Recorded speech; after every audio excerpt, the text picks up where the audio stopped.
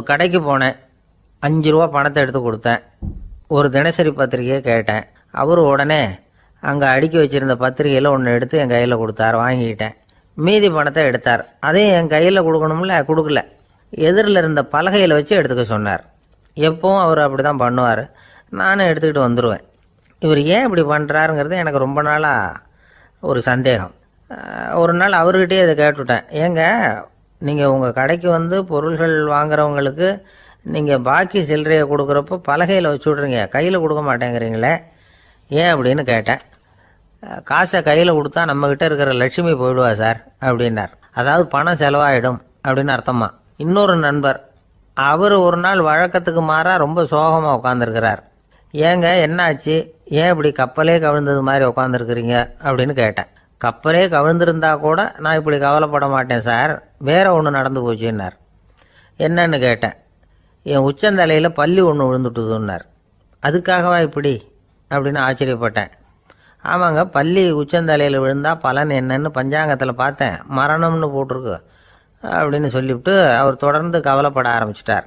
இப்படியும் ஒருத்தர், என் கூட வேலை பார்க்குற ஒருத்தர் எப்படி தெரியுமா, தினமும் வலது காலை வச்சு தான் ஆஃபீஸுக்கு உள்ளே நுழைவார்.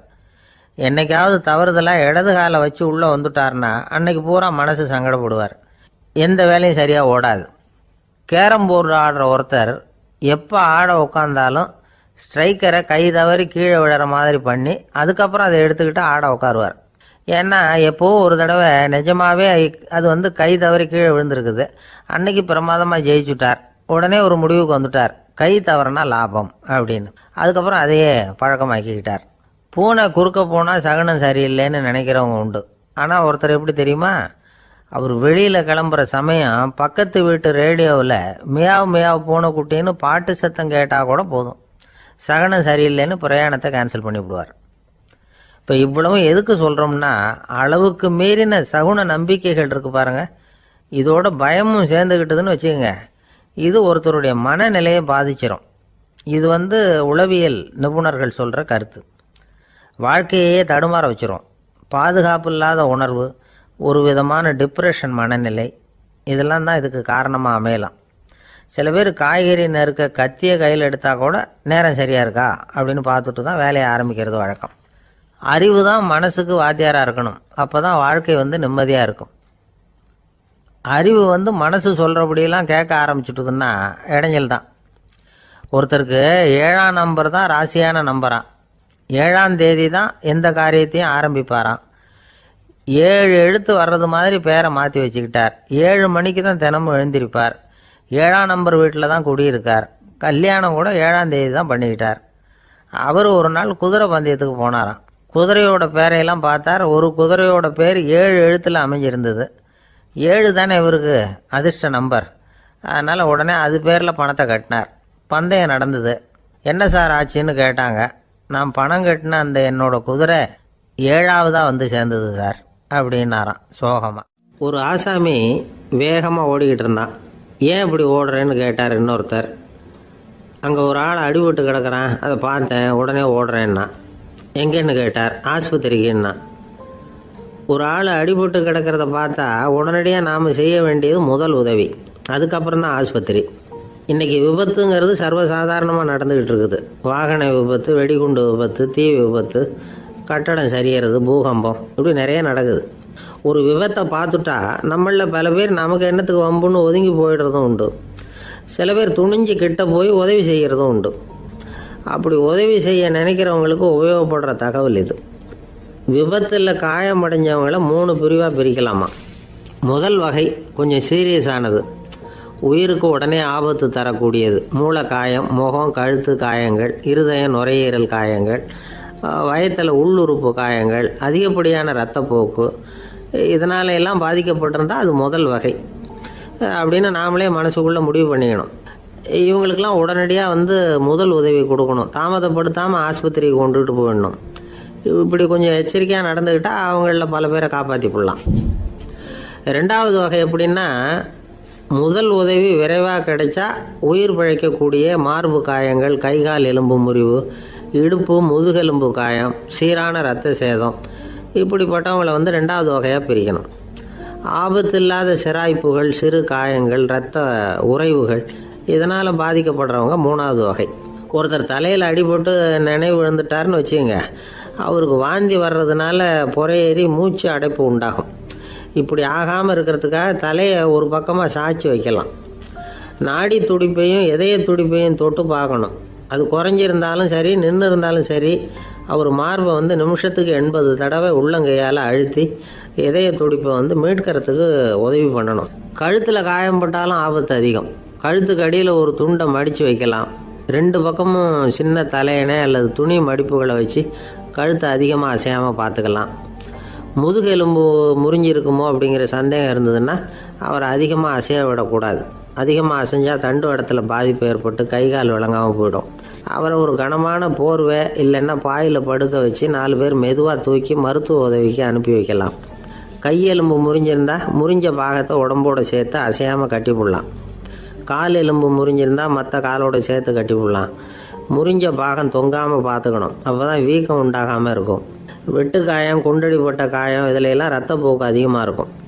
ரத்தம் வெளியேற ஆபத்து அதிகம். சுத்தமான துணியை பல மடிப்புகளை மடித்து காயத்தின் மேலே வச்சு அழுத்தமாக ஒரு 10 நிமிஷம் பிடிச்சிக்கணும். ரத்தம் நின்ன உடனே காயத்துக்கு கட்டு போடலாம். சில சமயம் காயம்பட்ட பாகத்தை உயரமாக தூக்கி பிடிச்சிக்கிட்டா தான் ரத்த கசிவு நிற்கும். இந்த விவரங்களையெல்லாம் கொஞ்சம் மனசில் வாங்கி வச்சுக்கிட்டோம்னா சமயத்தில் உதவும். ஏன்னா இந்த காலத்தில் விபத்து எந்த ரூபத்தில் எப்போ வரும்னு யூகிக்கவே முடியல. நண்பர் ஒருத்தர் சொன்னார், நேற்றுக்கு பாருங்கள் சார், என் கண்ணு முன்னாடியே ஒரு சின்ன விபத்து நடந்ததுன்னார். என்னன்னு விசாரித்தோம். ஒரு பஸ்ஸில் வந்துக்கிட்டு இருந்தேன். அந்த பஸ்ஸில் பின்பக்கம் படி ஓரமாக நின்றுக்கிட்டு இருந்த ஒருத்தர் ரோட்டில் விழுந்துட்டார். டிரைவர் அதை கவனிக்கலை, நிறுத்தாமல் அவர் பாட்டுக்கு போகிறாருனார். கண்டக்டர் உடனே விசில் கொடுத்து பஸ்ஸை நிறுத்த வேண்டியது தானே அப்படின்னோம். அதுதான் சார் முடியாமல் போச்சுன்னார் அவர். ஏன்னு கேட்டாங்க. தவறி கீழே விழுந்ததே அந்த கண்டக்டர் தான் சார் அப்படிங்கிறார். இந்த உலகத்தில் உண்மையாகவே வேதாந்தம் பேசுகிறவங்களும் உண்டு. உள்ளுக்குள்ளே வேற மாதிரி இருந்துக்கிட்டு வெளியில் வேதாந்தம் பேசுகிறவங்களும் உண்டு. ஒரு ஆள் இருந்தார். அவரும் ஒரு கடை வச்சு வியாபாரம் பண்ணிக்கிட்டு இருந்தார். மகா கஞ்சன், யாருக்கும் எந்த உதவியும் செய்ய மாட்டார். எச்சில் கையென்ன ஈர கையை கூட உதற மாட்டார். அப்படிப்பட்ட மனுஷன். அந்த ஊருக்கு ஒரு முனிவர் வந்துக்கிட்டு இருந்தார்.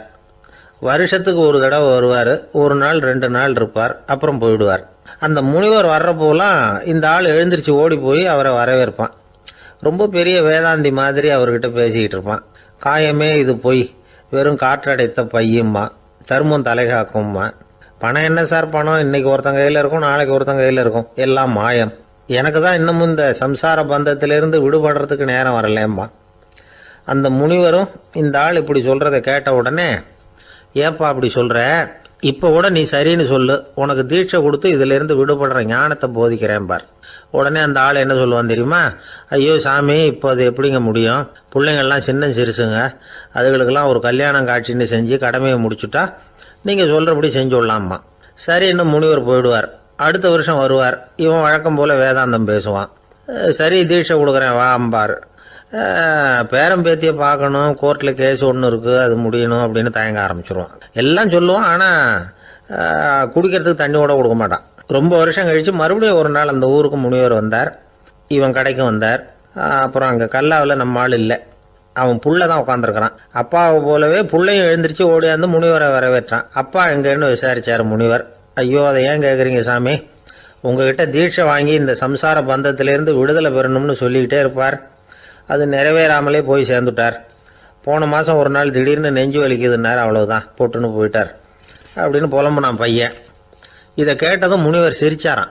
அவன் எங்கடா போவான், உன் அப்பா எங்கேயும் போகல, இதோ வாழை ஆட்டிக்கிட்டு உன் காலடியிலே இருந்துக்கிட்டு இருக்கான் பார் அப்படின்னு சொல்லி அங்கே நின்றுக்கிட்டு இருந்த ஒரு நாயை சுட்டி காட்டினாரான். என்ன சாமி சொல்கிறீங்க அப்படின்னு ஆச்சரியமாக கேட்டிருக்கான் பையன். உடனே முனிவர் அந்த நாயோட தலையில் ஒரு தட்டு தட்டி பேசுகிறா அப்படின்னாரான். உடனே அந்த நாய் வேதாந்தம் பேச ஆரம்பிச்சுட்டு தான். காயமே இது போய் வெறும் காற்றடைத்த பைய அப்படின்னு தான். முனிவர் சொன்னார், அடே இப்போவும் ஒன்றும் கெட்டு போகல, நீ விரும்புனா சொல்லு, உனக்கு தீட்சை கொடுத்து என் பின்னாடியே அழைச்சிட்டு போயிடுறேன், அங்கே அழைச்சிட்டு போய் உனக்கு ஞானத்தை போதிக்கிறேன், வர்றியா அப்படின்னு கேட்டிருக்கார். உடனே அந்த நாய் சொல்லிச்சான், ஐயோ அதை ஏன் கேட்குறீங்க சாமி, நான் உண்ணாமல் தின்னாமல் ஏராளமான சொத்து சேர்த்து வச்சுட்டேன். என் பிள்ளைங்க அதோட பெருமை தெரியாமல் ராத்திரி நேரம்லாம் கதவை திறந்து போட்டுட்டு தூங்கிடுவாங்க. அதனால் இப்படி நாயாக பிறந்து ராத்திரி பகலாக சுற்றி சுற்றி காவல் காத்துக்கிட்டு கிடக்கிறேன். இப்போ எப்படி சாமி வர முடியும் அப்படின்னு கேட்டுதான். அறியாமையிலேயே சுகம் கண்டு இப்படி இருக்கிற ஆளுங்களுக்கு எப்படி விடுதலை கிடைக்கும், எப்போ விடுதலை கிடைக்கும் அப்படின்னு கேட்குறார் தசாவதானி திருக்குறள் பேர் ராமையா. அவர் கேட்குறது நியாயம் தானே. இந்த காலத்து பையன் ஒருத்தன் அப்பா கிட்ட சொன்னான், அப்பா இன்னைக்கு நான் 1 ரூபா மிச்சப்படுத்தி விட்டேன் அப்படின்னு. நானும் அப்படியா என்னடா பண்ணேன்னு கேட்டிருக்கார் அப்பா. டவுன் பஸ்ஸில் ஏறாமல் அது பின்னாடியே ஓடியாந்தேன், 1 ரூபா மிச்சம் தானே அப்படின்றான். அட பாவி, ஒரு ஆட்டோ பின்னாடி ஓடியாந்துருந்தா 10 ரூபா மிச்சமாயிருக்குமே, வேஸ்ட் பண்ணிட்டியே அப்படின்னாராம் அந்த அப்பா. ஒரு ஊரில் ஒரு சித்தர் இருந்தார், சூஃபி சித்தர். அவர் ஞானம் பெற்ற ஒரு சித்தர். ஒரு நாள் அந்த நாட்டு மன்னன் அவரை பார்க்கறதுக்காக வந்தான். என்ன வேணும் உனக்குன்னு கேட்டார். நான் கடவுளை பார்க்கணும், அதுக்கு நீங்கள் தான் உதவி பண்ணணும் அப்படின்னா அவன். சித்தர் கொஞ்சம் யோசனை பண்ணார். சரி போயிட்டு நாளைக்கு வாடினார். அதே மாதிரி மன்னன் போயிட்டு அடுத்த நாள் வந்தான். இங்கே நீ என்னோட 1 வாரம் தங்கியிருக்க வேண்டியிருக்கும்னார். சரின்னா ஒரு பிச்சை பாத்திரத்தை தூக்கி கையில் கொடுத்தார். அவனுக்கு ஒன்றும் புரியல, இருந்தாலும் வாங்கிட்டான். வாங்கிட்டு இதை என்ன செய்யணும் அப்படின்னு கேட்டான். இதை ஒன்றும் செய்ய வேணாம், இதை எடுத்துக்கிட்டு பக்கத்தில் உள்ள கிராமங்களுக்கு போ, வீடு வீடாக பிச்சை எடுத்துக்கிட்டு வா. அப்படி வந்த பிறகு தான் உனக்கு சாப்பாடும் ஓய்வும் கிடைக்கும். 1 வாரம் அப்படி செய், அதுக்கப்புறம் 8வது நாள் நாம் கடவுளை பற்றி யோசிக்கலாம் அப்படின்னார். இப்படி இவர் சொன்னதை கேட்டதும் அந்த அரசனுக்கு அதிர்ச்சி ஆயிட்டுது. ஒரு மாதிரி ஆயிட்டான். தன்னுடைய சொந்த நாட்டில் சொந்த குடிமக்கள்கிட்ட போய் பிச்சை எடுக்கிறதா அப்படின்னு யோசனை பண்ணி பார்த்தான். அதுக்கப்புறம் மெதுவாக அவன் அந்த சித்தரை பார்த்தான். ஐயா, சொந்த நாட்டிலேயே பிச்சை எடுக்கிறதுன்னா எனக்கு ஒரு மாதிரியாக இருக்குது, வெக்கமாக இருக்குது. நான் வேணும்னா வெளி தேசத்தில் எங்கேயாவது போய் பிச்சை எடுக்கவா அப்படின்னு கேட்டான். இதுக்கு அந்த சித்தர் ஒரு சம்மதிக்கலை. இதை பாரு, உன்னால் பிச்சை எடுக்க முடியலன்னா பேசாமல் திரும்பி அரண்மனைக்கே போயிடு, அதுக்கப்புறம் கடவுளை பற்றிலாம் பேசுறதுக்கு என்னை தேடிட்டு வரக்கூடாது அப்படின்னு விட்டார். மன்னன் தயங்கினான், இருந்தாலும் மனசை சரி பண்ணிட்டு சம்மதிச்சான். சரிங்க, 1 வாரம் இங்கே தங்குறேன், நீங்கள் சொல்கிறது மாதிரி பக்கத்து கிராமங்களுக்கு போகிறேன், வீடு வீடாக பிச்சை எடுக்கிறேன், வர்றேன் அப்படின்னா. 1 வாரம் தெரு தெருவாக பிச்சை பாத்திரத்தோடு அலைஞ்சான். சொந்த ஊரில் சொந்த குடிமக்கள்கிட்ட பிச்சை எடுத்தான். 7 நாள் முடிஞ்சுது. 8வது நாள் அந்த சித்தர் மன்னனை கூப்பிட்டார். இப்படி வாழ்னார். வந்தான். இனிமே நீ கடவுளை பற்றி என்கிட்ட கேட்கலாம்னார். இனிமே கேட்கறதுக்கு ஒன்றுமே இல்லை சுவாமின்னா இவன். 1 வார காலம் பிச்சை எடுத்த பிறகு தான் கடவுளை காண முடியும் அப்படின்னு நான் கனவு கூட காணவில்லைன்னா. அப்படின்னா நீ பிச்சை எடுத்த காலத்தில் அப்படி என்னதான் நடந்தது அப்படின்னு கேட்டார் அவர். சுவாமி, 1 வார காலம் பிச்சை எடுத்ததில் என்னுடைய ஆணவம் அழிஞ்சுட்டுது. அது இப்போ இருக்கிற இடமே தெரியல. இப்போ அதை காணவே காணோம்.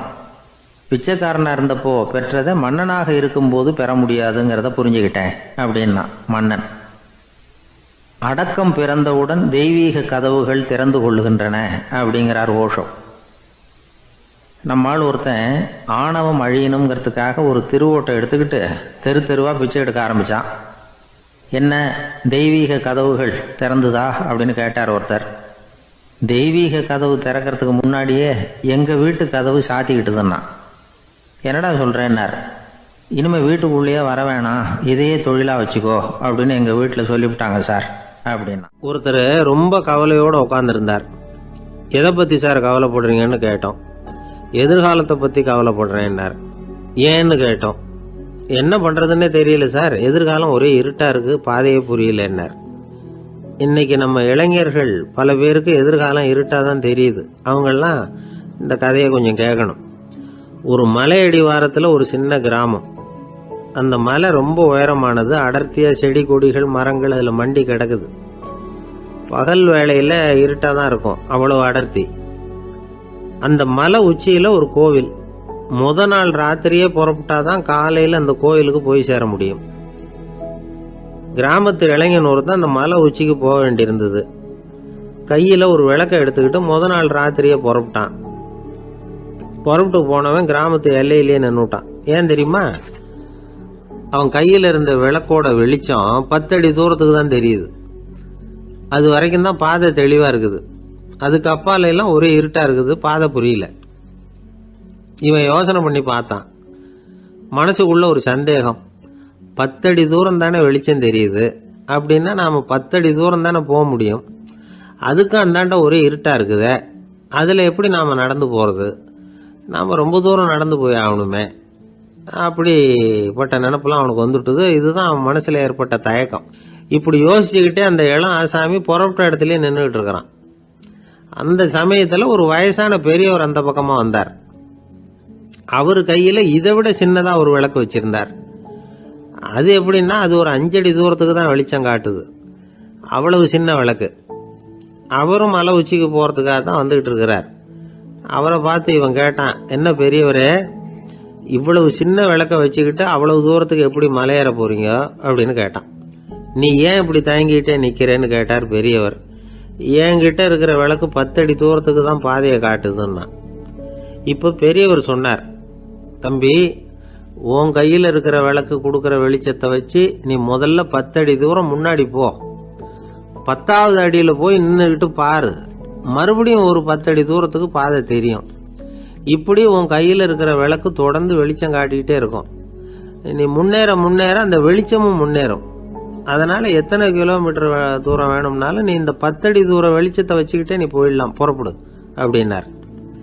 இப்போதான் அந்த பெரியவர் சொன்னது இளைஞனுக்கு பளிச்சுன்னு புரிஞ்சுதான். உடனே உற்சாகமாக புறப்பட்டான், உச்சிக்கு போய் சேர்ந்தான். இந்த கதையிலிருந்து நாம் புரிஞ்சிக்க வேண்டியது என்ன தெரியுமா? நீண்ட கால திட்டம் ஒன்று போடும் பொழுது நமக்கு முன்னாடி இருக்கிறத மறந்துட்டு மனசை போட்டு குழப்பிக்க கூடாது. உங்கள் கையில் என்ன இருக்கோ அதுலேயே உங்கள் எதிர்காலம் மறைஞ்சிருக்குது. கண் முன்னாடி தெரியறத வச்சு ஆரம்பிங்க, போக போக வழி தானா புலப்படும் அப்படிங்கிறார் ஒரு பெரியவர்.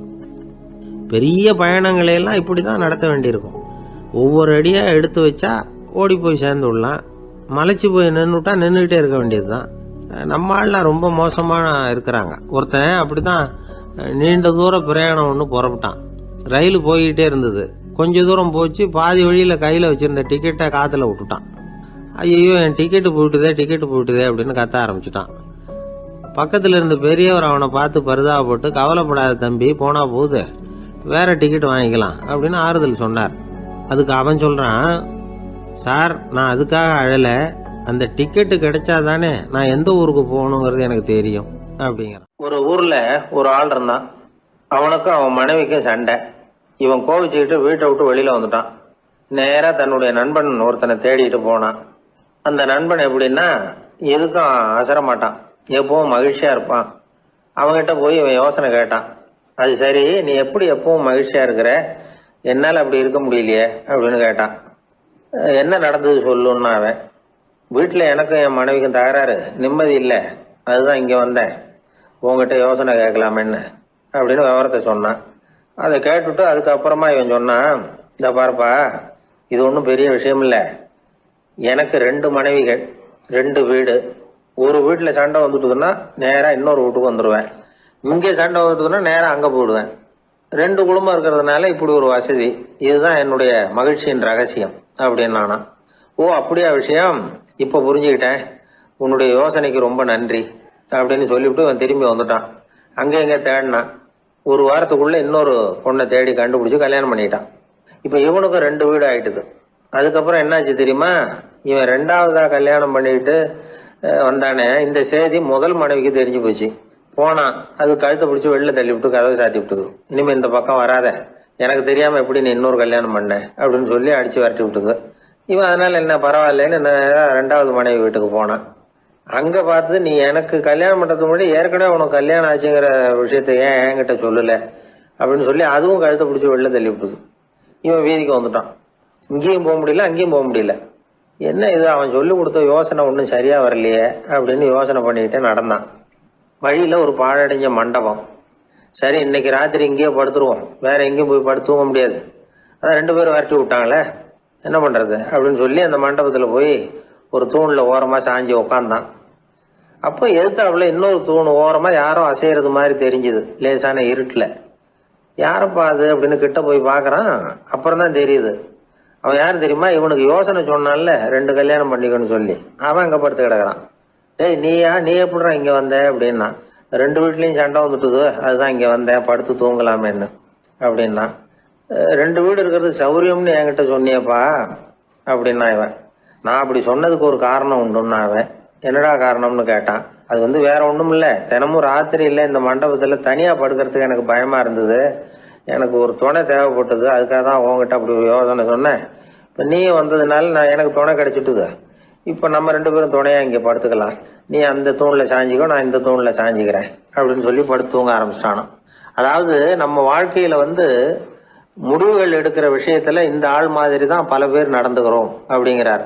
அதாவது உலக புகழ்பெற்ற மனோதத்துவ மேதை ஸ்காட் பெக் அப்படிங்கிறவர். அதாவது வீட்டுக்கு தேவையான பொருள்கள் வாங்குறதுலேருந்து கல்யாணம் பண்ணுறது, வீடு கட்டுறது வரைக்கும் அடுத்தவங்க பேச்சை கேட்டு வீணா போகிறவங்க தான் அதிகம். அறிவுரை கேட்கறதுல தப்பு இல்லை, ஆனால் அதுக்கப்புறம் அதை பற்றி சரியாக சிந்திச்சு பார்க்கறது இல்லை, அதுதான் தப்பு.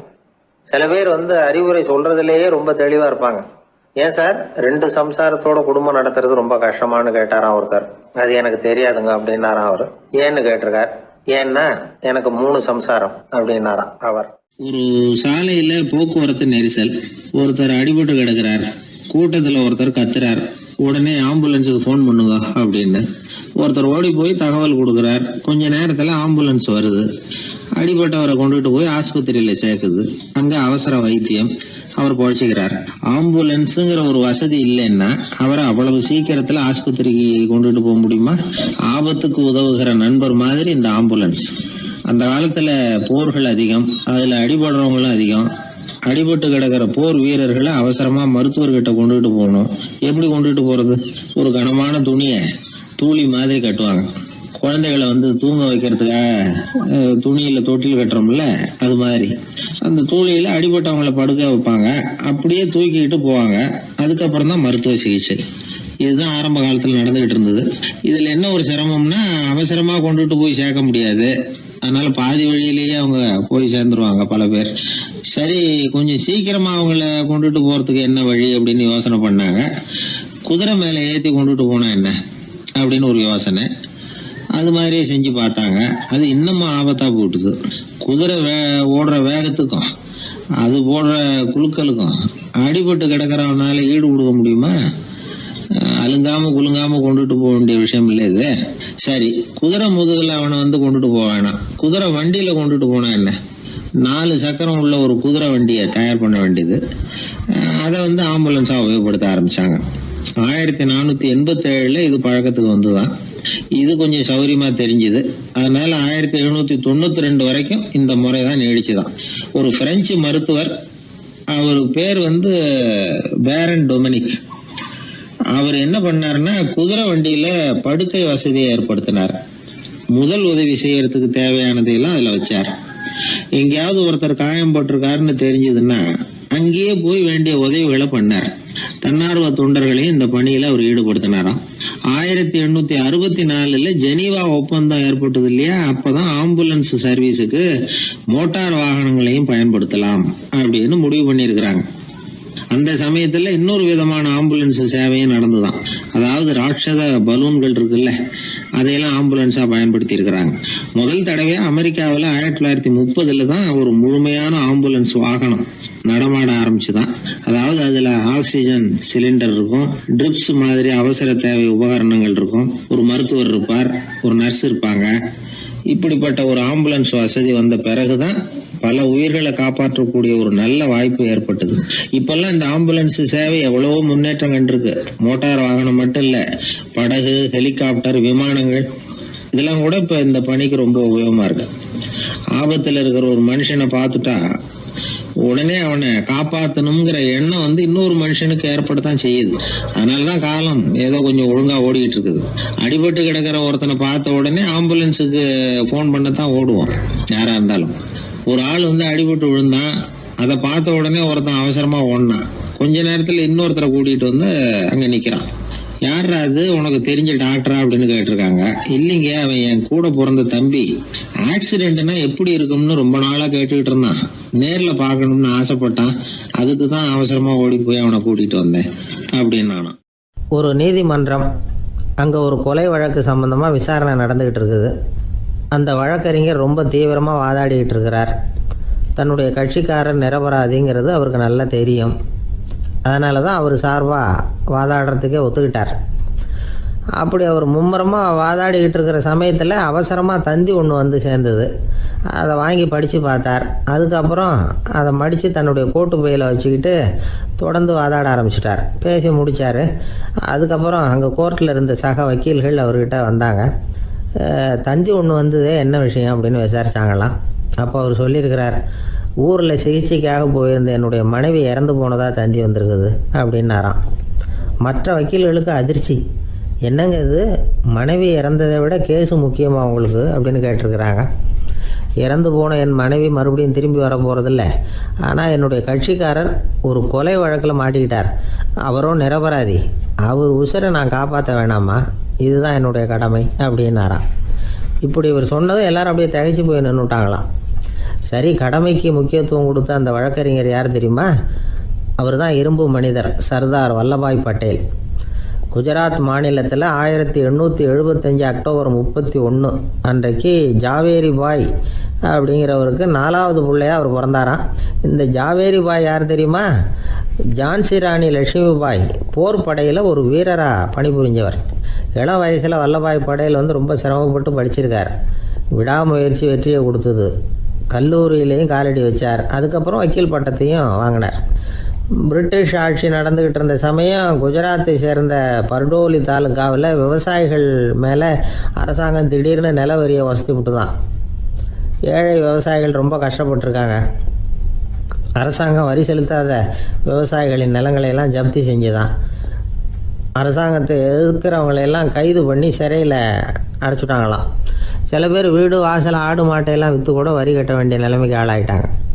வழக்கறிஞர் வல்லபாய் பட்டேல் நில வரியை உடனே ரத்து பண்ணணும் அப்படின்னு பம்பாய் கவர்னருக்கு ஒரு கடிதம் எழுதினார். எந்த பலனும் இல்லை. உடனே எல்லா விவசாயிகளையும் அணி திரட்டினார். அதுக்கு தானே தலைமை தாங்கினார். சத்தியாகிரகம் நடத்தினார். அந்த பகுதியில் எந்த வேலையும் நடக்கலை. வேறு வழி இல்லை. ஆட்சியாளர்கள் உடனே வரியை ரத்து பண்ணாங்க. சிறையில் இருந்தவங்களெல்லாம் வெளில விட்டாங்க. 1928 ஆகஸ்ட் 6 சர்க்காருக்கும் விவசாயிகளுக்கும் இடையில் ஒரு உடன்பாடு ஏற்பட்டது. அதுக்கப்புறம் தான் நிலைமை சரியாக போச்சான். வல்லபாய் பட்டேலின் பொது சேவையை பாராட்டின பொதுமக்கள் அவருக்கு சர்தார் அப்படிங்கிற பட்டத்தை கொடுத்தாங்களாம். சர்தார்னா தலைவர் அல்லது தளபதின்னு அர்த்தம். இரும்பு மனிதர்னு இவருக்கு பேர். இருந்தாலும் நகைச்சுவை உணர்வும் இவருக்கு நிறைய உண்டு. ஒரு தடவை ஒரு பத்திரிகை நிருபர் வந்திருக்கார். சர்தார் பட்டேல்கிட்ட அவருக்கு பிடிச்ச பண்பாடு கலாச்சாரம் எது அப்படின்னு கேட்கணும்னு ஆசை. அதனால் அவரை பார்த்து கேட்டாராம், ஏங்க உங்களுக்கு பிடிச்ச கல்ச்சர் எது அப்படின்னு கேட்டிருக்கார். இதுக்கு சர்தார் பட்டேல் சொன்ன பதில் என்ன தெரியுமா? எனக்கு பிடிச்ச கல்ச்சர் அக்ரிகல்ச்சர் அப்படின்னாராம். ஒரே ஒரு ஊர். அந்த ஊருக்கு பேர் கொடையாளிப்பட்டி. அந்த பேருக்கு தகுந்த மாதிரி தான் அந்த ஊர் மக்களும். யார் என்ன கேட்டாலும் இல்லைன்னு சொல்லாமல் கொடுப்பாங்க. கொடையாளிகள் நிறைந்த ஊர். இனாமா மட்டும் இல்லை, கடனாகவும் பணம் கொடுப்பாங்க. யாருக்காவது அவசரமாக பணம் தேவைப்பட்டதுன்னு வச்சுக்கோங்க, அந்த ஊருக்கு போய் வாங்கிக்கலாம். பத்திரம் தேவையில்லை, சாட்சி தேவையில்லை, ஜாமீன் தேவையில்லை, எந்த உத்தரவாதமும் கேட்காம பணம் கொடுத்துருவாங்க. நம்மளால் ஒருத்தனுக்கு பணம் தேவைப்பட்டது. சொந்த பந்தமெல்லாம் கேட்டு பார்த்தா யாரும் கொடுக்குற வழியாக தெரியல. எல்லாரும் அவங்கவுங்க சௌரியத்தை பார்க்குறவங்க, அடுத்தவங்க சௌரியத்தை பற்றி கவலைப்படாதவங்க. இவன் எல்லாரையும் கேட்டு பார்த்துட்டு சோர்ந்து போய் உக்காந்துட்டான். அந்த நேரம் தான் கொடையாளிப்பட்டியை பற்றி கேள்விப்பட்டான். அப்படி ஒரு ஊர் இருக்கிறது தெரிஞ்சதும் அந்த ஊருக்கு வழி கேட்டுக்கிட்டு ஒரு நாள் புறப்பட்டு போனான். வயல்காட்டு வழியாக போக வேண்டியிருந்தது. மெதுவாக நடந்து ஊர் எல்லைக்கு வந்துட்டான். 2 பக்கமும் விவசாய வேலைகள் மும்முரமாக நடந்துக்கிட்டு இருக்குது. ஏர் உழுதுகிட்டு இருக்கிறாங்க. அப்போ அங்கே ஒரு ஆளை பாம்பு கடிச்சுட்டுது. பக்கத்தில் வேலை செஞ்சுக்கிட்டு இருந்தவங்க ஓடி வந்தாங்க. அவசரமாக செய்ய வேண்டிய முதல் உதவியெல்லாம் செஞ்சு பார்த்தாங்க. பலன் இல்லை. அந்த ஆள் செத்து போட்டான். அவன் செத்து விட்டான்னு தெரிஞ்சதும் அவனை தூக்கி வரப்பு மேலே போட்டுட்டு எல்லாரும் அவங்கவுங்க வேலையை கவனிக்க ஆரம்பிச்சிட்டாங்க. அங்கே ஒரு ஆள் இவனை பார்த்து சொன்னான், ஐயா, நீங்கள் போகிற வழியில் இவன் சொந்தக்காரன் இவனுக்கு சோறு கொண்டுகிட்டு வருவான். இவன் இங்கே செத்து விட்டான்னு அவங்ககிட்ட சொல்லிவிடுங்க அப்படின்னா. இவனுக்கு ரொம்ப ஆச்சரியம். என்னடா இது, பாம்பு கடிச்சுட்டுதுன்னதும் பதறி அடிச்சுக்கிட்டு ஓடி வந்தாங்க. செத்து விட்டான்னதும் பேசாமல் தூக்கி போட்டுட்டு போயிட்டாங்க அப்படின்னு நினச்சிக்கிட்டே நடந்து போகிறான். எதிரில் சோறு கொண்டுக்கிட்டு ஒரு ஆள் வந்தான். இவன் விவரத்தை சொன்னான். அங்கே அவங்க சொந்தக்காரன் பாம்பு கடிச்சு செத்து போட்டான் அப்படின்னா. அவன் கொஞ்ச நேரம் அமைதியாக நின்னான். அதுக்கப்புறமா அங்கேயே வரப்பில் உட்காந்து கொண்டுகிட்டு வந்த சோத்தை தானே சாப்பிட்டு முடித்தான். பேசாமல் எழுந்திரிச்சு திரும்பி போயிட்டான். கொஞ்சம் கூட பதறல, அழலை. இப்படியும் ஒரு ஊரா அப்படின்னு நினச்சி ஆச்சரியப்பட்டுக்கிட்டே இவன் ஊருக்குள்ளே போனான். ஒரு பெரிய மனுஷனை பார்த்து பணம் கேட்டான். அவரும் இவனோட பேரையும் ஊரையும் மட்டும் விசாரிச்சுக்கிட்டு தேவையான பணத்தை கொடுத்துட்டார்.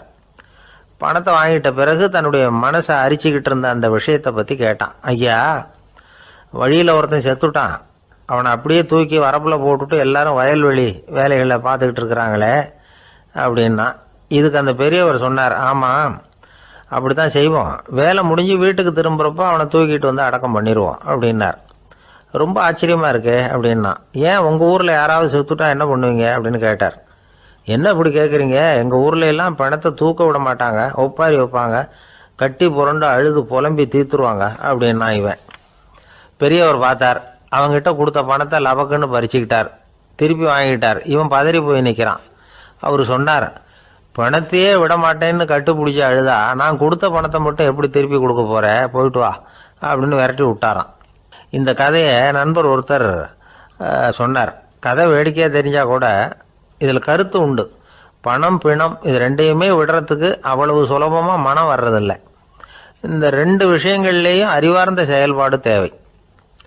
ஒரு பேருந்து மரத்தில் மோதி விட்டுது, எல்லாரும் அடிபட்டு முனைகிட்டு கிடக்கிறாங்க. டிரைவர் கண்டக்டர் இவங்களுக்கும் அடி, அவங்களும் ஒரு பக்கம் கிடக்கிறாங்க. ஒரு மூலையில் கிடக்கிற ஒருத்தன் மெதுவாக முக்கி முனகி கண்டக்டர்னு சத்தம் போடுறான்.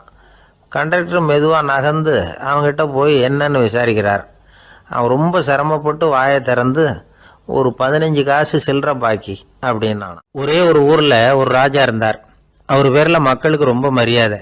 அவ்வளவு நல்லா ஆட்சி புரிஞ்சுக்கிட்டு வந்தார். அவருக்கு வயசாயிட்டுது. அதனால் ஒரு நாள் அமைச்சரை கூப்பிட்டார். இதை பாருங்கள், எனக்கு வயசாயிட்டுது, அதனால் இந்த அரச பொறுப்பையெல்லாம் நீங்கள் ஏற்றுக்குங்க அப்படின்னார். அதுக்கப்புறம் ராணியை கூப்பிட்டார். வா, நாம் இனிமேல் இங்கே இருக்க வேணாம், காட்டுக்கு போய் தவம் பண்ணலாம் அப்படின்னு கூப்பிட்டார். இந்த செய்தி மக்களுக்கு அறிவிக்கப்பட்டது. மக்கள் உடனே கூட்டம் கூட்டமாக அரண்மனைக்கு வர ஆரம்பிச்சுட்டாங்க. மன்னரை போய் பார்க்குறாங்க.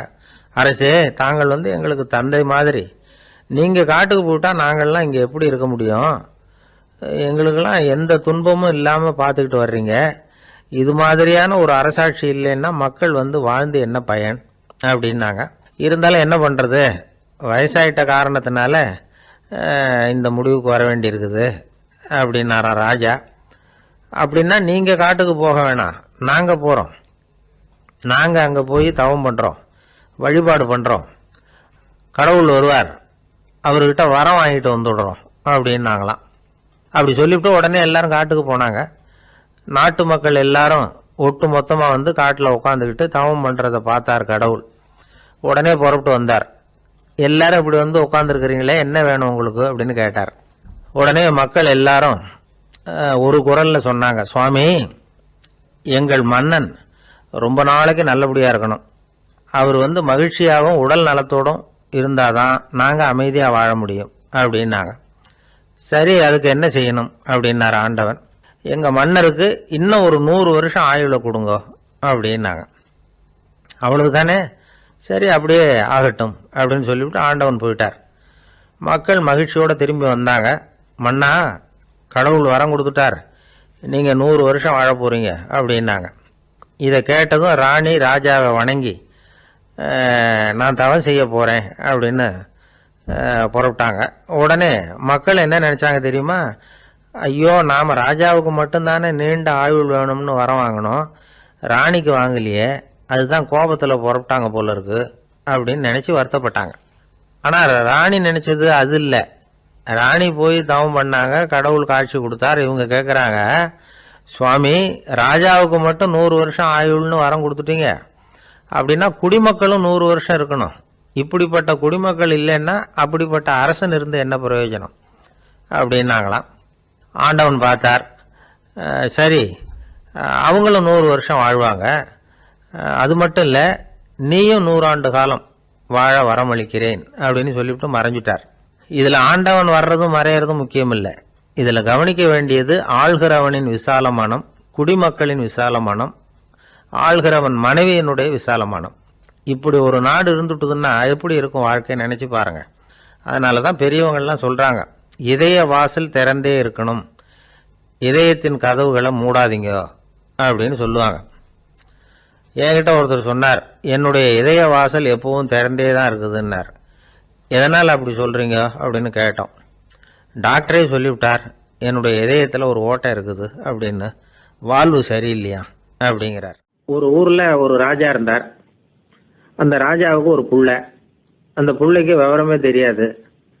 அவன் ஒரு முட்டாளுங்கிறது எல்லாருக்கும் தெரியும். ஆனாலும் அவன் தான் அடுத்தபடியாக ஆட்சிக்கு வர வேண்டியவன். ஆட்சி பொறுப்பை ஏற்க வேண்டிய ஒருத்தன் இப்படி இருந்தால் என்ன பண்ணுறது அப்படிங்கிறது எல்லாருக்கும் உள்ள கவலை. மன்னர் அமைச்சர்களை கூட்டினார், ஆலோசனை கேட்டார் என்ன பண்ணலாம்னு. இவனை இன்னொரு நாட்டு பல்கலைக்கழகத்துக்கு அனுப்பி பார்க்கலாம், அங்கே போய் படிச்சுட்டு வரட்டும், நிறைய படிச்சுட்டு நல்ல ஞானத்தோடு திரும்பி வரட்டும், அதுக்கப்புறம் பார்த்துக்கலாம் அப்படிங்கிறது அவங்க சொன்ன ஆலோசனை. மன்னருக்கும் அது சரின்னு தோணுச்சு. மகனை வெளி தேசத்துக்கு அனுப்பி வச்சார். இவனும் போனான், ஒரு பல்கலைக்கழகத்தில் சேர்ந்தான், நிறைய படித்தான். அதுக்கப்புறம் தந்தைக்கு ஒரு கடிதம் எழுதினான். தந்தையே, நான் நிறைய படிச்சுட்டேன், இனிமேல் நாடு திரும்பலாம்னு நினைக்கிறேன் அப்படின்னு எழுதினான். மன்னருக்கு ரொம்ப மகிழ்ச்சி, அதாவது புள்ள படிச்சுட்டான் அப்படிங்கிற ஆனந்தம். உடனே பையன் திரும்பி வர்றதுக்கு ஏற்பாடு பண்ணார். இளவரசன் நாடு திரும்பினான். அதை கொண்டாடுறதுக்காக அரண்மனையில் ஒரு பெரிய விருந்துக்கு ஏற்பாடு பண்ணியிருந்தாங்க. முக்கியமானவங்கள்லாம் அதில் கலந்துக்கிட்டாங்க. அந்த விருந்துக்கு முனிவர் ஒருத்தரும் வந்திருந்தார். அவர் இளவரசன் கிட்ட போய் உட்காந்து விசாரிக்கிறார். என்னப்பா, எப்படி படிச்சிருக்கிற அப்படின்னு கேட்டார். நிறைய படிச்சுட்டு வந்திருக்கிறேங்க அப்படின்னா அவன். என்னெல்லாம் படித்த அப்படின்னாரான். எல்லாத்தையும் விவரமாக சொல்லியிருக்கிறான். அவன் அப்படி சொல்லிட்டு இருக்கும் பொழுதே முனிவர் என்ன பண்ணார், தன்னுடைய மோதிரத்தை கழட்டி உள்ளங்கையில் வச்சு அப்படியே மூடிக்கிட்டாரான். அப்படியே கையை நீட்டி அவன் முன்னாடி காட்டினார். இதை பாருப்பா, என் கைக்குள்ள என்ன இருக்கு சொல்லு பார்க்கலாம் அப்படின்னாரான். இளவரசன் ஒரு கணம் யோசிச்சான். அதுக்கப்புறம் உங்கள் கைக்குள்ள இருக்கிறது வட்டமான ஒரு பொருள், நடுவில் ஒரு துளை இருக்கும் அப்படின்னானா. முனிவர் திகைச்சு போட்டார். பையன் பெரிய அறிவாளி ஆகிட்டான் போல இருக்க அப்படின்னு நினச்சிட்டார். அதுக்கப்புறம் கேட்டார், சரி, என் கையில் இருக்கிறது வட்டமான பொருள், நடுவில் துளை இருக்குங்கிறத சொல்லிவிட்டேன், அதோட பேர் என்ன, அதை சொல்லு அப்படின்னாராம். இளவரசன் கொஞ்சம் யோசனை பண்ணியிருக்கான். அப்புறம் சொன்னானா, முனிவரே, நான் படித்த விஞ்ஞானம் உங்களுக்கு பதில் சொல்கிறதுக்கு உதவலை, இருந்தாலும் பதில் சொல்கிறேன், அது ஒரு வண்டி சக்கரம் அப்படின்னானா. இப்போதான் முனிவர் யோசிச்சாராம். அவருக்கு புரிஞ்சுதான், அதாவது முட்டாளை படிக்க வைக்கலாம், ஆனால் சிந்திக்க வைக்க முடியாது அப்படிங்கிறத அவர் புரிஞ்சுக்கிட்டாராம். தகவல் அறிவு ஞானமாகாது அப்படிங்கிறார் ஓஷோ. ஏன்னா தகவல்கள் மாறுதலை ஏற்படுத்துறது இல்லை, ஆனால் ஞானம்ங்கிறது மாறுதலால் உண்டாகக்கூடிய ஒன்று. அதுதான் ரெண்டுக்கும் உள்ள வித்தியாசம். மனம் சரியான வழிக்கு வரணும், அதுக்கப்புறம் படிக்கிற கல்வி தான் உண்மையான கல்வி. சரி, மனம் சரியா வர்றதுக்கு என்ன வழி அப்படின்னு கேட்டால், மனிதன் முழு மாறுதலுக்கான வழிமுறை தியானம் தான் அப்படிங்கிறார் அவர். அதனால தான் நிறைய படிச்சிருக்கேன்னு சொல்கிறவன் எல்லாம் ஞானம் உள்ளவன் நினச்சிடக்கூடாது. ஒருத்தர் இன்னொரு பெரிய மனிதரை அழைச்சிட்டு அறிமுகப்படுத்தினாராம். சார் நிறைய படிச்சிருக்கார், 3 MA வாங்கியிருக்கார், ஆனால் ஒரு விஷயம், அப்பப்போ கொஞ்சம் திருடுவார், அவ்வளவுதான், மற்றபடி அவர் ஒரு பெரிய அறிவாளி தான் அப்படின்னாராம். ஒரு ஆள் இருந்தார், விலங்குகள் பேரில் அவருக்கு ரொம்பவும் பிரியம். அதனால தன்னுடைய வீட்டில் ஒரு நாயை வளர்த்தார். அதே மாதிரி கழுதையையும் வளர்த்தார். அந்த கழுதை அவர் வீட்டு கொல்லை பக்கத்தில் நின்றுகிட்டு இருக்கும். ஏதாவது பொதி சுமக்கிற வேலை இருந்ததுன்னா அதை கவனிச்சுக்கும். அந்த நாய் வீட்டுக்குள்ளே இருக்கும். நாய்க்கு அந்த வீட்டில் ராஜ உபசாரம் தான். அதுக்கு அந்த வீட்டில் ஏகப்பட்ட மரியாதை. குளிக்கிறதுக்கு தனியாக சோப்பு, 2 வேளையும் பால், பிஸ்கட்டு, மத்தியானம் சாப்பாடு. அதுக்கு ஏதாவது உடம்பு சரியில்லைன்னா உடனே ஆஸ்பத்திரி வைத்தியம். ரொம்ப கொடுத்து வச்ச நாய். அந்த வீட்டு தலைவர் வெளியில் அப்படியே நடைப்பயிற்சி போனால் கூடவே இதுவும் போகும். அவர் மட்டும் தனியாக எங்கேயாவது வெளியில் போயிட்டு வந்தால் வீட்டுக்கு வந்த உடனே அந்த நாய் அவர்கிட்ட ஓடி வரும். அப்படியே எழும்பி முன்னங்கால் 2ஐயும் அவர் தோள் மேலே போட்டுக்கும். அவர் சிரிச்சுக்கிட்டே அது தலையில் செல்லமாக தட்டுவார். அவர் ஈசி சேரில் சாஞ்சிக்கிட்டு டிவி பார்ப்பார், பேப்பர் படிப்பார். அப்போலாம் அந்த நாய் அவருடைய காலடியில் படுத்துக்கும். அப்போ கூட அவர் அது தலையை செல்லமாக தடவி கொடுப்பார். அந்த நாய் படுக்கிறதுக்குன்னே ஒரு மெத்தை, சில சமயம் அது அங்கே இருக்கிற மேஜை நாற்காலி மேலே கூட ஏறி விளையாடும், சோபாவில் ஏறி உட்காந்துக்கும். இவ்வளவு செல்வாக்காக வளர்ந்தது அந்த நாய். இதையெல்லாம் அந்த கழுதை பார்த்துக்கிட்டே இருக்குது கொல்லை பக்கத்தில் இருந்து. பார்த்துட்டு அது யோசிக்க ஆரம்பிச்சுதான், என்ன இது, இந்த வீட்டில் நாம தான் கழுதையாக உழைக்கிறோம், பொதி சுமக்கிறோம், நமக்கு ஒரு நல்ல சாப்பாடு கிடையாது, படுக்க கிடையாது, ஒரு நாளாவது நம்ம தலையையோ முதுகையோ தடவி கொடுத்தது கிடையாது. ஆனால் அந்த நாய் இந்த வீட்டுக்காக ஒரு துரும்ப கூட அசைச்சது இல்லை. அதை போய் இந்த வீட்டில் உள்ளவங்க இப்படி தலையில் வச்சு தாங்குறாங்களே அப்படின்னு யோசிச்சுதான் அந்த கழுதை. ரொம்ப நேரம் யோசிச்சுவிட்டு அதுக்கப்புறம் ஒரு முடிவுக்கு வந்திருக்குது. சரி, இனிமேல் நாமளும் அந்த நாய் மாதிரியே நடந்து பார்ப்போம், அது மாதிரியே பிஹேவ் பண்ணுவோம், அப்போவாவது நமக்கும் அந்த மரியாதை கிடைக்குதா பார்க்கலாம் அப்படின்னு ஒரு திட்டம் போட்டுது மனசுக்குள்ள. உடனே அந்த திட்டத்தை செயல்படுத்தவும் ஆரம்பிச்சுது. அதாவது அந்த வீட்டில் அந்த நாய் என்னென்ன செய்யுதோ அதையெல்லாம் இதுவும் செய்ய ஆரம்பிச்சுட்டுது. அந்த வீட்டு எஜமான் எங்கேயோ வெளியில் சுற்றிவிட்டு ரொம்ப அசந்து போய் வீட்டுக்கு திரும்பி வந்துக்கிட்டு இருந்தான். உடனே இந்த கழுதை என்ன பண்ணுச்சு தெரியுமா, அவங்ககிட்ட ஓடி போச்சு. ஓடி போய் அந்த நாய் என்ன பண்ணுமோ அது மாதிரியே பண்ணிச்சு. அதாவது அந்த ஆள் தோள் மேலே தன்னுடைய முன்னங்கால் ரெண்டையும் தூக்கி போட்டுவிடுது. அந்த ஆள் பயந்து போயிட்டான். அவனுக்கு ஒன்றும் புரியல, இது ஏன் இப்படி பண்ணுதுன்னு கொஞ்சம் ஒதுங்கி நின்னான். இது அவனை சுற்றி சுற்றி வருது, நாய் மாதிரி வாழை ஆட்டிக்கிட்டே சுற்றி சுற்றி வருது கழுதை. அவன் கிடுகிடுன்னு வீட்டுக்குள்ளே ஓடினான். இதுவும் பின்னாடியே ஓடிச்சு. அங்கே போய் நாய் மாதிரியே மேஜை நாற்காலி மேலே ஏறி குதிச்சு விளையாட ஆரம்பிச்சுட்டுது. சோபாவில் ஏறி உட்காருது. மேஜையில் இருந்த சாமான்லாம் கீழே விழுந்து உடையுது. கழுதை மேஜை மேலே ஏறி குதிச்சா என்னத்துக்கு ஆகும்? அந்த ஆள் பார்த்தான், சரி இந்த கழுதைக்கு என்னமோ ஆயிட்டுது அப்படின்னு முடிவு பண்ணான். ஒரு நல்ல கயிறா பார்த்து கொண்டான்னா அது கால்லையும் கழுத்துலையும் கட்டினான். தரன்னு இழுத்துட்டு போனான். அடித்து கொல்லை பக்கத்தில் கட்டி போட்டுட்டான். அண்ணன் ஆகாரம் எதுவுமே கொடுக்கல, பட்னி போட்டுட்டான். இப்போ அந்த கழுதை யோசனை பண்ணி பார்க்குதான், என்ன இது நம்ம எஜமானுக்கு இன்னைக்கு என்ன ஆயிட்டுது இப்படி? அந்த நாய் பழகிறது மாதிரி தானே நாமளும் பழகணும். ஆனால் இந்த மனுஷன் நாயை அடிக்கலை, ஆனால் நம்மளை அடிக்கிறான். இப்படி கொண்டாந்து கட்டி போட்டானே, என்ன காரணமாக இருக்கும் அப்படின்னு யோசனை பண்ண ஆரம்பிச்சுட்டு தான் அந்த கழுதை. எதுக்கு இந்த கதைன்னா, இது மாதிரியே நாம கூட சில சமயம் யோசிக்கிறது உண்டாம். இயல்புலேருந்து மாறி நடக்க ஆரம்பிச்சிட்டோம்னா பல சமயங்களில் இப்படி யோசிக்கிறது மாதிரி தான் ஆயிடும். அதனால தான் ஒரு மனுஷன் எப்படி நடந்துக்கணுமோ அப்படி நடந்துக்கிட்டாதான் நமக்கு மரியாதை. வெறி நாய் கடிச்சுட்டா மனுஷன் அது மாதிரியே ஆயிடுறான் பார்த்தீங்களா, அவனோட இயல்பு மாறி போடுது. ஒருத்தனை பார்த்து இன்னொருத்தன் கேட்டானா, வெறி நாய் ஒன்று உன்னை கடிச்சுட்டா நீ என்ன பண்ணுவே அப்படின்னு கேட்டிருக்கான். நான் உடனே பேப்பரும் பேனாவும் கேட்பேன் நானா இவன். ஏன் உயில் எழுதுறதுக்கான்னு கேட்டிருக்கான் அவன். இல்லை, நான் யாரையெல்லாம் கடிக்கணும்னு ஒரு லிஸ்ட் தயார் பண்ணணும்ல, அதுக்காக அப்படின்னு நான். ஒருத்தர் தனியா ஒரு இடத்துல கண்ணை மூடிக்கிட்டே உட்காந்துருக்கிறார். தூங்கிட்டு இருக்கிறாரா, தியானம் பண்ணிட்டு இருக்கிறாரா, எப்படி கண்டுபிடிக்கிறது? நமக்கு தெரிஞ்ச வரைக்கும் தூக்கம்னா தலை அடிக்கடி சாயும், அப்புறம் நிமிரும். தியானம்னா ஆடாம அசையாம அப்படியே இருக்கும். இதுதான் நமக்கு தெரிஞ்ச வித்தியாசம். ஆனா தூக்கத்துக்கும் தியானத்துக்கும் நிறைய வித்தியாசம் உண்டு. ஒரு முட்டாள் தூங்க போனால் முட்டாளாகவே திரும்பி வருகிறான். அதே முட்டாள் தியானம் பண்ண போனால் அவன் ஞானியாக திரும்பி வருகிறான். இப்படி எல்லாம் பெரியவங்க சொல்லி வச்சிருக்கிறாங்க. அது இருக்கட்டும், ஞானிகளுக்கும் நமக்கும் என்ன வித்தியாசம்? இப்ப நாம அழகா ஒரு ரோஜா பூவை பாக்குறோம், ஆஹா எவ்வளவு அழகா இருக்குது அப்படின்னு ஆச்சரியப்படுறோம். ஒரு ஞானி அந்த ரோஜா பூவை பாக்குறார், அவரும் நினைக்கிறார், ஆஹா இது எவ்வளவு அழகா இருக்குது அப்படின்னு. உலக பொருள்களை நாம எப்படி ஐம்புலன்கள் மூலமா உணர்றோமோ அப்படித்தான் அவங்களும் உணர்றாங்க. அதுல ஒன்னும் வித்தியாசம் இல்ல. அல்வா சாப்பிடுறோம், அது நமக்கு மட்டும்தான் இனிக்கும், ஞானிகளுக்கு எல்லாம் கசக்கும்னு சொல்லுவோம். அப்படி இல்ல, அதுல வித்தியாசம் இல்ல. அப்புறம் ஞானிகளுக்கும் நமக்கு என்னதான் வித்தியாசம்? அந்த வேறுபாடு எந்த கட்டத்துல ஆரம்பமாகுது அதை இப்ப பாப்போம். இப்ப மறுபடியும் அந்த ரோஜா பூ கிட்ட போவோம். ஞானி அதை பாக்குறார், ஆஹா எவ்வளவு அழகா இருக்குன்னு நினைக்கிறார். அதுக்கப்புறம் அதையே நினைக்கிறது இல்ல, வேற வேலையை பார்க்க போடுவார், அல்லது இயற்கையின் ஆற்றலை பத்தி நினைக்க ஆரம்பிச்சிருவார். அவ்வளவுதான். ஆனா நாம அப்படி செய்ய மாட்டோம். நாம என்ன செய்வோம் தெரியுமா? முதல்ல அந்த ரோஜா பூவை பார்ப்போம், ஆஹா எவ்வளவு அழகா இருக்குது இந்த ரோஜா பூன்னு நினைப்போம், அந்த அழகை ரசிப்போம். அப்புறம் இந்த மலர் நம்ம கிட்ட இருந்தா எவ்வளவு அழகா இருக்கும்னு நினைப்போம். அதுக்கப்புறம் அந்த மலர் நமக்கு வேணும்னு நினைப்போம். அதுக்கு அடுத்த கட்டம், அந்த மலர் இல்லைன்னா நம்மால வாழ முடியாதுங்கிற நிலைமைக்கு வந்துருவோம். உடனே அந்த மலரை அடையறதுக்கு முயற்சி பண்ணுவோம். அதுக்கு யாராவது தடையா இருந்தா அவங்க மேல நமக்கு கோபம் வரும். அந்த கோபத்தின் காரணமா நம்ம விவேக புத்தியை இழந்துருவோம். யாருகிட்ட எப்படி நடந்துக்கணுங்கிறத மறந்துடுவோம். அதன் காரணமா ஞாபக மறதி ஏற்படும். அதாவது முன்பு விவேக புத்தி மழுங்கி இருந்ததுன்னா அது இப்ப அடியோட இல்லைங்கிற நிலைமை வந்துடும். அதன் காரணமா நம்ம புத்தியை இழந்துருவோம், கடைசியில அழிவோம். இந்த நிலைமை நமக்கு வந்துடக்கூடாதுன்னா அதுக்கு என்ன செய்யணும்? நமக்கு கெடுதல் செய்யக்கூடிய ஆசைகளை ஆரம்பத்திலேயே கிள்ளி எறிஞ்சிடணும். ஒரு விஷயம் என்ன தெரியுமா? எந்த ஆசைக்குமே முதல்ல வலு கிடையாது. அதை பத்தி நாம நினைக்கதான் அதுக்கு வலு உண்டாகுது. இளம் தளிரா இருந்தது இப்ப பெரிய மரமா ஆயிடுது. ஞானிகள் இந்த அளவுக்கு அதை வளர விடுறது இல்ல. அதுதான் நமக்கும் அவங்களுக்கும் உள்ள வித்தியாசம். ஒரு இளைஞன் கையில ஒரு குச்சியை வச்சுக்கிட்டு நடந்து போயிட்டு இருக்கிறான். இன்னொரு வயசானவர் கையில ஒரு குச்சியை வச்சுக்கிட்டு நடந்து போறார். அது அவருக்கு ஊன்றுகோல். அது இல்லைன்னா அவரால் நடக்க முடியாது.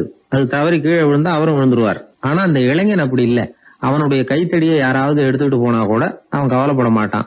அவன் அந்த கைத்தடியை பயன்படுத்துறது மாதிரி தான் ஞானிகள் உலக பொருள்களை பயன்படுத்துறாங்க. ஆனா நம்ம மாதிரி சாதாரண ஆளுங்க அந்த வயசானவர் கைத்தடியை பயன்படுத்தினது மாதிரி உலக பொருள்களை பயன்படுத்துறோம். இதுதான் ஞானிகளுக்கும் நமக்கும் உள்ள வித்தியாசம். ஞானிங்கிறவர் பொருள்களை துறக்க மாட்டார், அதுகள் பேர்ல உள்ள பற்றுதலை தான் துறப்பார். எனக்கு தெரிஞ்ச ஞானி ஒருத்தர் இருக்கிறார். அவர் சொன்னார், 1988 ஜூன் மாதம் 1 தேதியை என்னால மறக்க முடியாதுன்னார். ஏன்னு கேட்டேன். அதுதான் எனக்கு ஞானம் வந்த நாள்னார். அப்படியா?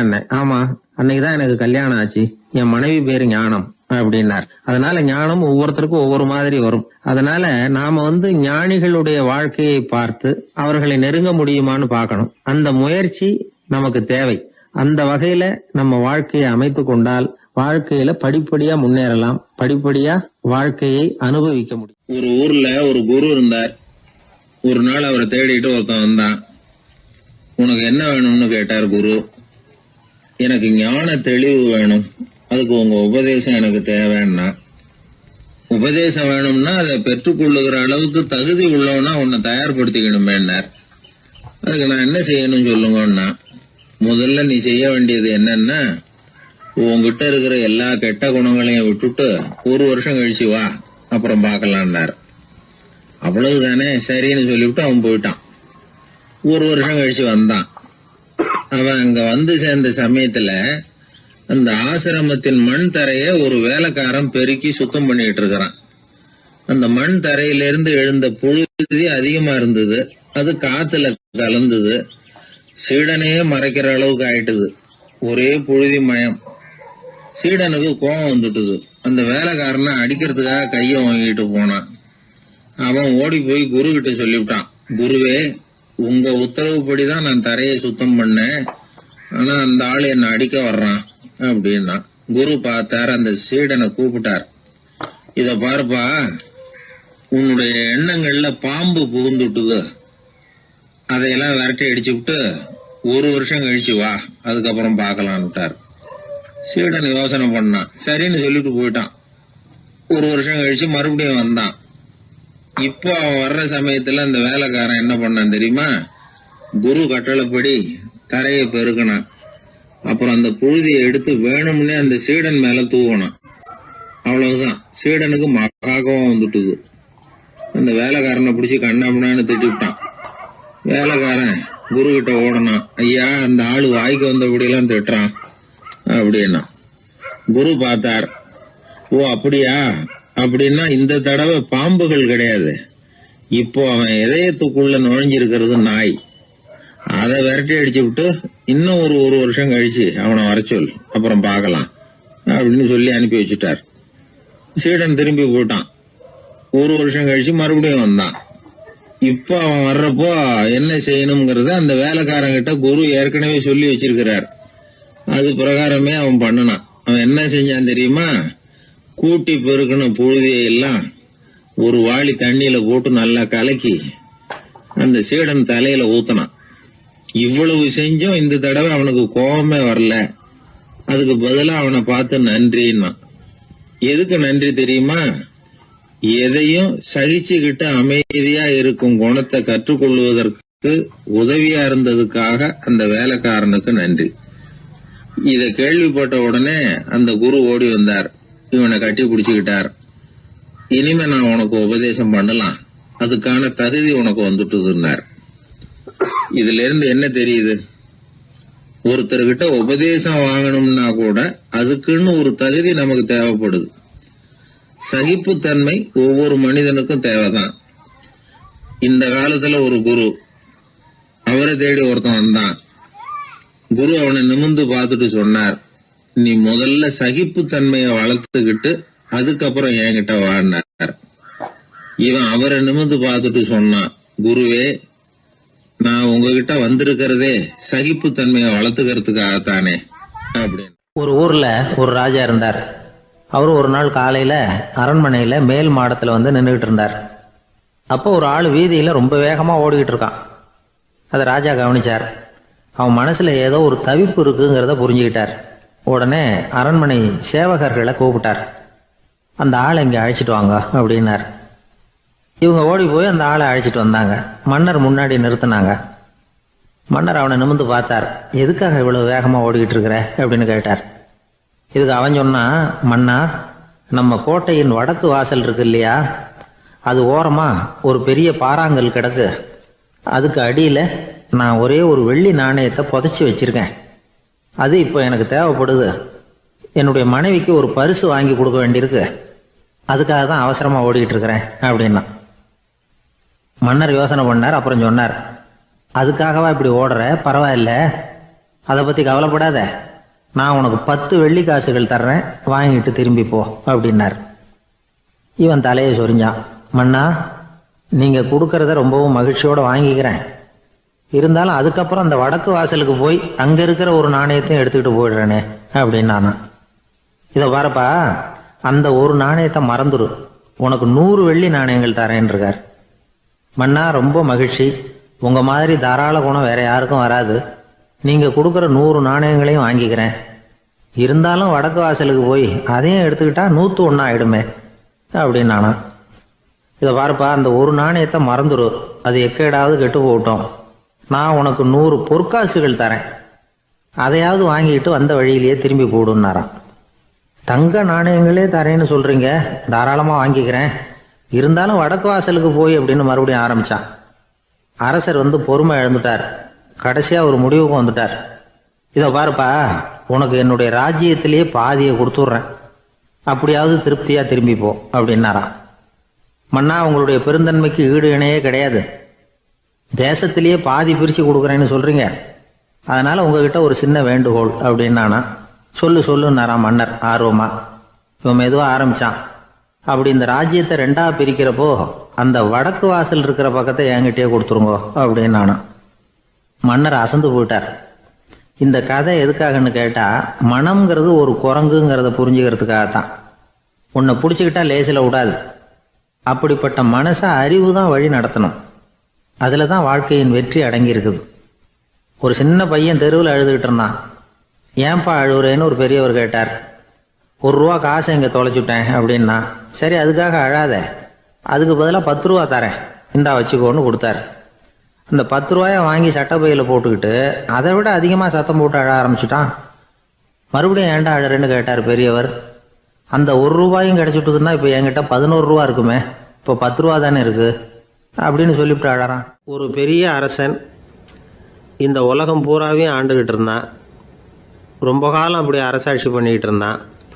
திடீர்னு அவனுக்கும் சில எதிரிகள் முளைச்சாங்க. அவங்கெல்லாம் ஒன்று சேர்ந்து இவனை தோற்கடிச்சுட்டாங்க. தோற்று போனதும் இவனுக்கு பயம் வந்துட்டுது, எங்கே எதிரிகள் நம்ம கொண்டுடுவாங்களோ அப்படின்னு. வெளியில் வந்தால் தனக்கு ஆபத்துன்னு பயந்துக்கிட்டு யாருக்கும் தெரியாமல் ஒரு குகைக்குள்ளே போய் பதுங்கி கிடக்கிறான். நிலைமையை பாருங்கள். முதல் நாள் அரண்மனையில் அதிகாரம் பண்ணிக்கிட்டு இருந்தவன் மறுநாள் குகையில் பயந்து போய் பதுங்கி கிடக்கிறான். ராத்திரி நேரம் வந்தது, பசி வயத்தை கிள்ளுது, பிச்சை எடுத்து சாப்பிட வேண்டிய நிலைமை. பிச்சை எடுக்கிறதுக்கு பாத்திரம் வேணுமே, என்ன பண்ணுறது அப்படின்னு அங்கேயும் இங்கேயும் பார்க்குறான். ஒரு மூலையில் யாரோ விட்டுட்டு போன ஒரு ஓடு கிடக்குது. அதை எடுத்துக்கிட்டு புறப்பட்டான். இருட்டில் வழி புரியல. ஏதோ ஒரு யூகத்தில் காலை மெதுவாக எடுத்து வச்சு நடந்து போய்கிட்டு இருக்கிறான். வழியில் ஒரு கருப்பு நாய் படுத்து கிடந்தது. இருட்டில் அவன் இது கண்ணுக்கு சரியாக தெரியல. அவனுக்கு தவறி போய் காலை வச்சுட்டான். அது மேலே நாய் சும்மா இருக்குமா, வள்ளுன்னு உழுந்து கடிச்சு விட்டுது. காலை பார்க்குறான், காலத்தையும் நினச்சி பார்க்குறான்.